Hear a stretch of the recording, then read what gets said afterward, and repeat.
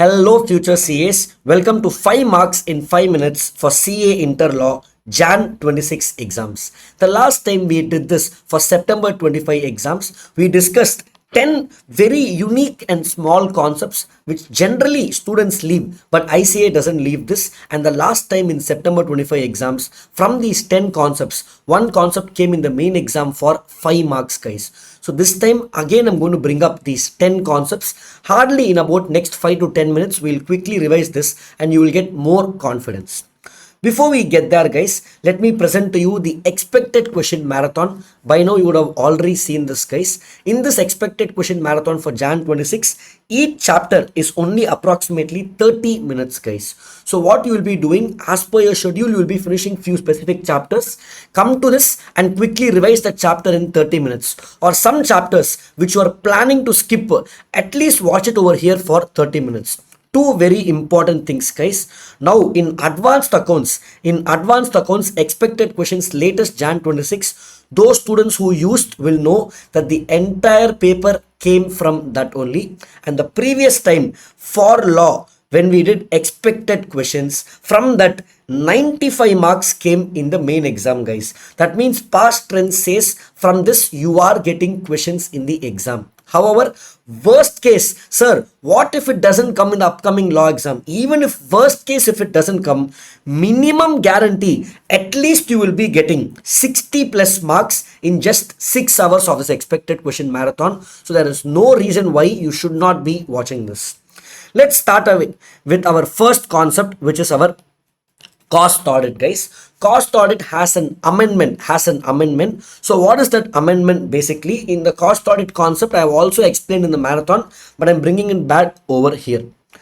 Cost audit is applicable for both domestic or foreign company. The main limit is the overall turnover of products and services of preceding financial year for the company if it exceeds or is equal to 35 crores. So in the preceding financial year, if the turnover exceeds 35 crores, then current year I have to follow cost audit. And once the cost audit is there, he will submit the report to board of directors in CRA 3 within 180 days from end of the relevant financial year. For example, 31st March 2025 means within 180 days from end of this financial year, he will give me the cost audit report. Company, after receiving this report within 30 days, they have to file this to central government along with some reservations, if any.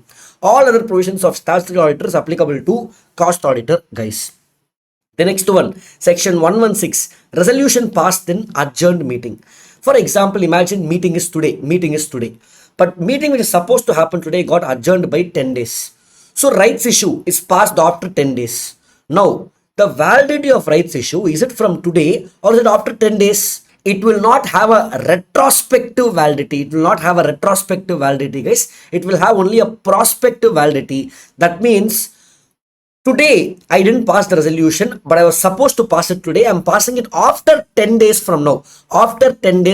So whenever I pass, that day only resolution is valid. Just because the meeting is adjourned, you can't request for a retrospective validity. So answer is very simple. If resolution is passed in adjourned meeting, then resolution is valid from the date on which resolution is actually passed in the adjourned meeting. Next is Nidhi Company. You know, in our syllabus, Nidhi Company comes in many areas like section 20, 101, 47, 110, 62, rights, 67, buyback relaxation, 127, dividend, non-paid of dividend. In all these cases, suddenly the Nidhi Company will pop up like a flower. For this only, I have a separate video of just 5 minutes where I'm explaining all the provisions of Nidhi Company. So instead of skipping, go learn that, guys. Nidhi Company comes in exam once in 5 or 6 attempts. It has not come in the last few attempts. So this time it becomes very, very important. Yeah, next is report on AGM, section 121. And pardon me on my voice, guys, my voice is almost gone. This is the last video I want to record. Once this video is recorded, that's it. All my videos I have to record for group 1 is done, and Niveda ma'am will take over, and Niveda ma'am will beautifully handhold you for group 2. So she will hand over in group 2, guys. So last video for me, so pardon me with the cracked voice over here. In report on AGM, section 121 says, in some companies, no, without conducting AGM itself, they will tell AGM is conducted. What is the proof? So they are saying at least for listed companies, no, for listed companies, they have to follow the section 121, which is report on AGM. What report should listed companies File with ROC. Every listed company has to prepare report under section 121 in form MGT50 and file with ROC within 30 days from conclusion of AGM. So once AGM gets over, within 30 days I have to file to ROC. But what I will file? I will just file giving evidence that AGM actually took place. What is the evidence for that? Report shall be signed by chairman of the company, or if chairman is not able to sign, any two directors, and one of them shall be a MD if there is an MD, and a company secretary. Therefore, who will be signing this, guys? Therefore, it will be signed by basically chairman, or chairman is not there means two directors, and one of them should be an managing director. And then if managing director is that, then managing director will be there. Otherwise two directors, and mandatory when CS will be signing. Signing as to what is the proof that AGM took place? Photos, then who all came here. So basically fair and correct proceedings of the meetings, details such as what time it started, when did a chairman come, when did number of members come, how many members came, when did the quorum start, when did each resolution get passed, what business took place at the AGM. All these details will be filed to ROC, guys. So again, untested area in exam. Report on AGM for listed companies. You will quickly go through this as well. Next is IFSC Company. In your study mat, whichever book you are following, somewhere here and there, small, you will see IFSC Company. This IFSC Company also, in just 3 minutes, in a separate video, I have explained this. Sir, where can I find this Nidhi Company and IFSC Company video? In the description of this video, I will find them, guys. So you just have to spend additionally another 10 minutes and get those processed. So this IFSC Company comes in multiple sections like 4 MOA, 43 DVRs, 67, 129, 135 CSR, 379 foreign company. It comes in all these cases, and each case the exception is different. So quickly go through it in 3 minutes. Very easy, guys.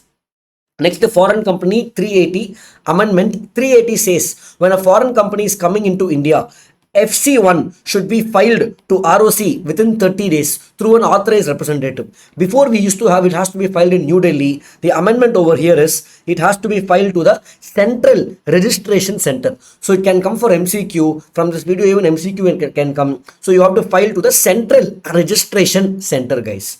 Next is section 33 and 38. Let me take this. These two sections I explained in the expected question marathon also, but let me quickly revise it over here.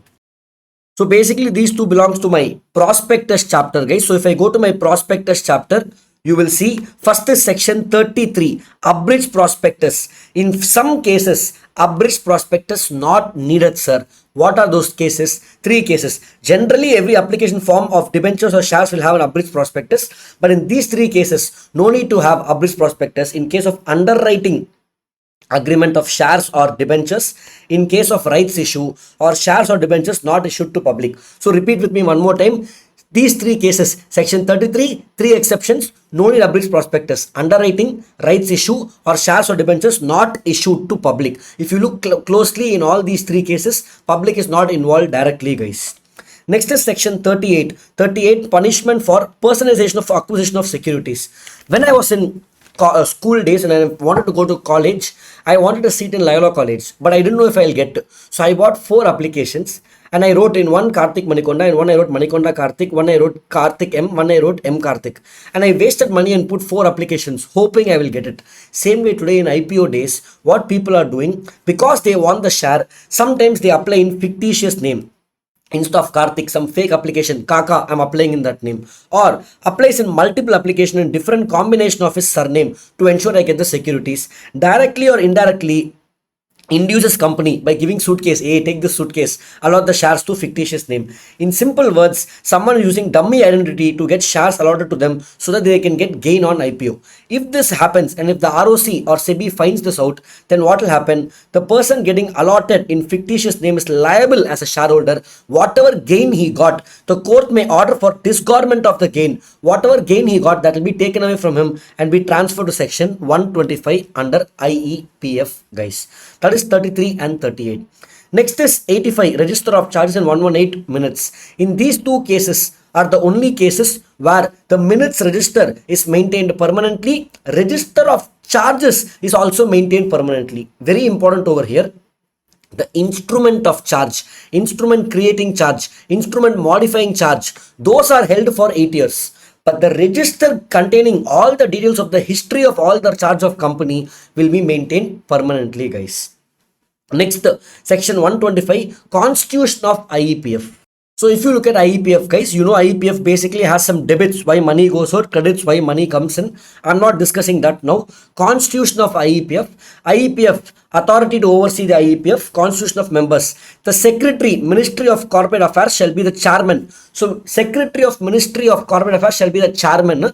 Then minimum they will have 6 and maximum 7. So this IEPF, the secretary will be the Ministry of Corporate Affairs, minimum 6, maximum 7, and the CEO who shall be the convener of the authority. The authority will work in consultation with C&AG and will be audited annually by C&AG, and the report will be laid in both the House of Parliament. So whatever fund is coming in IEPF, minimum 6, maximum 7, the chairman will be the Ministry of Corporate Affairs chairman, and then every year it will be audited by C&AG and the report will be sent to the both House of Parliament, guys.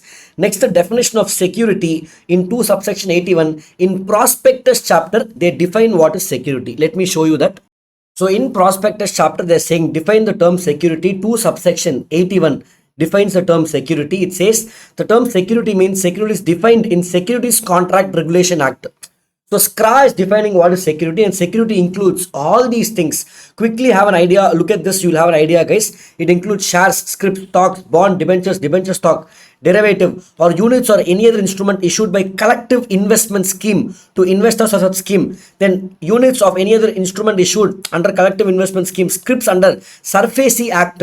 All these concepts I will teach you in regular class, not over here, but be aware of this. Like government securities, instrument declared by government, any rights or rights issue, then any certificate or instrument by whatever name called issued to an investor, and all these things go through this, and then includes mortgage. What is important over here? What is important is what is not included. For the removal of doubts, it's hereby clarified that security shall not include unit-linked insurance policy or any script such as instrument or unit by whatever name call, which provide a combined benefit of risk of life of the persons who are an investment by such persons issued by an insurer referred to this clause.